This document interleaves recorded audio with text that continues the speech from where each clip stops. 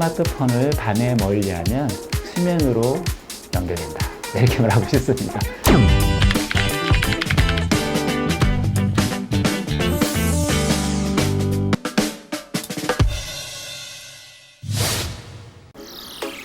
안녕하세요. 네, 잘 재워주는 남자 젤제남 황성일입니다. 반갑습니다.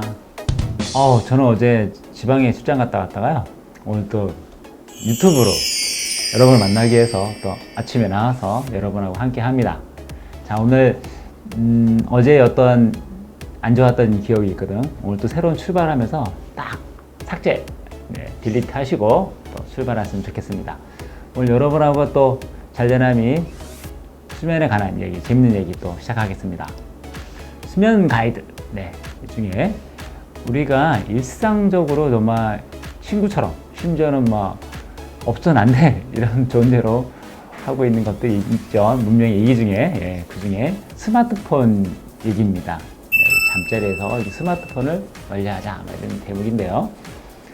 언제부턴가 이 스마트폰이 우리를 거의 지배하는 세상에 살고 있는 것 같습니다.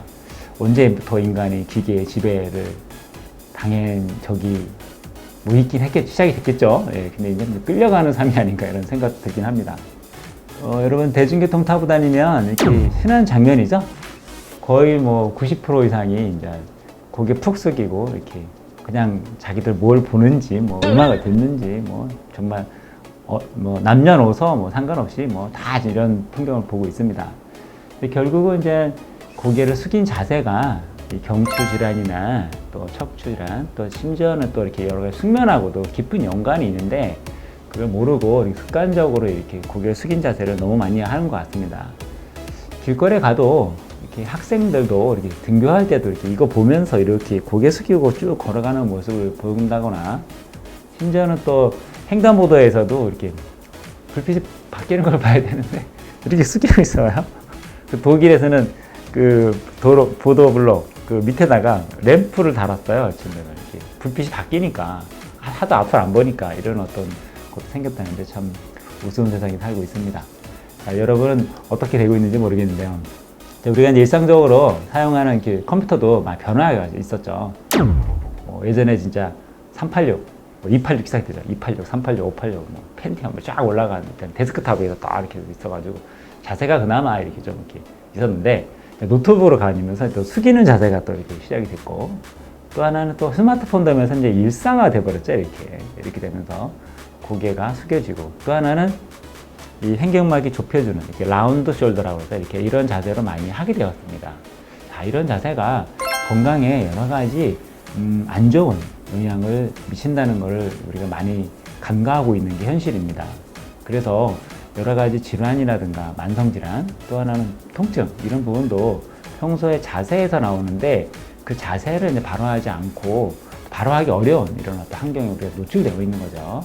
그래서 노트북을 쓸 때는 가능하면 모니터를 좀 이렇게 세워서 쓴다거나 아니면 이렇게 올려가지고 이렇게 경추를 이렇게 세우는, 횡격막을 이렇게 넓히는 이런 자세를 이렇게 봐야 되는데, 또 실제로 그게 또 쉽지 않죠. 뭔가 이렇게 집중하다 보면 나도 모르게 이렇게 늙어가지고 거북 이렇게 됩니다.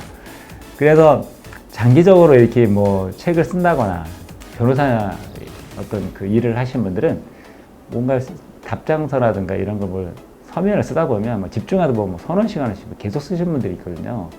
이러다 보면 나중에 그분들 공통적으로 대부분 다 경추 질환을 보통 통증으로 많이 호소하는 분들을 너무 많이 봤어요. 직업병이죠. 이런 부분도 너무 많이 사용하면 질환이 된다는 거. 그러니까 바로 이런 자세죠. 이렇게 가장 안 좋은 자세라고 보는 거죠. 이렇게 꾸부정한 자세. 이렇게 또 꾸부정해가지고 경추가 이렇게 C자를 이렇게 그려야 되는데 이게 역C자 이렇게 돼서 통증. 결국 이게 이제 전신으로 퍼져서 매일 아픈 이런 경험을 하게 됩니다. 학생들도 이런 경우가 굉장히 많아요.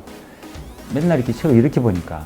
그러면 나중에는 그 성인이 되기 전에 뭐 경추 수술까지, 디스크 수술도 하고 하는데, 디스크 수술 하잖아요. 병원에 며칠 누워 있어요. 그러면 이 친구가 젊은 친구인데 심지어 저것까지 옵니다. 우울증까지. 왜냐면 막 의사나 간호사들이 어마무시한 얘기를 막 하거든요. 막 이렇게 되면 나중에 뭐 허리까지 문제가 생깁니다. 뭐 거동이 불편할 수 있습니다. 어마무시한 얘기를 하니까 우울증 괜찮다는 경우도 봤어요. 예, 참 주의해야 될 문제들입니다. 그래서 수면에도 악영향을 준다는 거죠. 이렇게. 결국은 이제 통증이 없어야 잠을 잘 잘 수가 있는데 낮에 그럼 잘못된 행동이라든가 이런 것들이 크게 문제가 있는 거죠. 또 뭐가 있을까요? 이 밤에 사용하는 게 또 문제입니다. 침대에서. 이 침대에서 이게 사용하는 경우가 많이 있죠.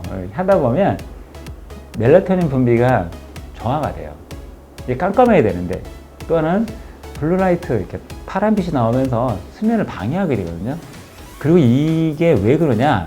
바로 뇌신경, 시신경을 통해서 내려 들어가면 체온이 올라갑니다. 이렇게 각성이 돼요. 이렇게. 그러면서 잠이 달아나는 경우입니다. 그래서 우리가 쉽게 집에서 이렇게 침대에서 이렇게 습관적으로 쓰는 경우가 많은데 이 부분이 특히 권장할 수는 없죠. 근데 이게 습관이 되다 보니까 많이 소식을 못 들으면 궁금하기도 하고 막 세상이 혹시 변할 것 같기도 하고 이래서 자꾸 그 부분을 놓지를 못하는데 과감하게 잠을 자기 위해서는 스마트폰을 탁 멀리하는 게 수면을 가는 또 지름길이라고 말할 수 있습니다. 그래서 이 술과 담배나 약물이나 이런 부분을 끊으면 금단 현상이 일어난다고 들어보셨을 겁니다. 여기에도 우리 스마트폰에도 금단 현상이 있습니다.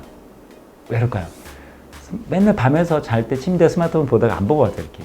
정말 그것도 금단 현상이 나옵니다. 불안한 거죠, 이렇게. 근데 세상이 변화는 없다. 오히려 딱 자연인치에 나를 맡기고 스마트폰을 멀리하고 잠을 잘 자는 게 내일도 훨씬 더 좋은 또 밝은 하루가 열릴 거라고 봅니다. 네. 자, 그래서 그 수면 시간에 이렇게 스마트폰 이런 거 보는 것보다는 좋은 생각, 뭐 감사의 기도 쓸 수도 있죠. 그리고 뭐 좋은 생각을 하는 겁니다. 몸과 마음도 격려하고 하루 종일 얼마나 고생을 했어요. 몸이, 몸과 마음이. 그때 내 몸아, 주인 잘못 고생 많았다. 오늘도 머리 많이 썼지, 머리 쓰다지 못 주고 다리 혹시 많이 걸었으면 아유 나 잘못 만나 엄청 고생했구나. 또 어깨가 아프면 아유 나 때문에 고생 많네. 수고했다. 오늘 잘 자자. 이런 식으로 자기 몸을 격려해 주는 것도 좋은 습관입니다. 자, 그리고 스마트폰 멀리하는 거. 네. 자, 오늘 여러분하고 스마트폰에 대해서 이제 얘기를 나누면서 이런저런 얘기를 같이 교류했는데요. 그런 것 같습니다.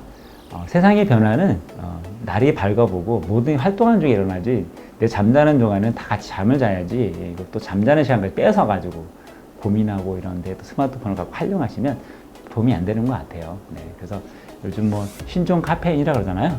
네, 스마트폰 보고 보는 거, 카톡, 페이스북, 인스타 이런 거 신종 카페인 이것도 좀 다 이 스마트폰을 생기면서 다 이게 막 습관적으로 하고 있는데 이 부분 멀리 했으면 좋겠습니다. 자, 오늘도 여러분하고 생각이, 말씀이, 시간이 유익게 하셨으면 좋아요, 구독, 신청, 알림. 오늘도 제가 수면에 관한 얘기 하나 할까요? 네. 스마트폰을 밤에 멀리하면 수면으로 연결된다. 네, 이렇게 말하고 싶습니다. 자, 우리 다음 시간에 또 뵙겠습니다. 감사합니다. 사랑합니다.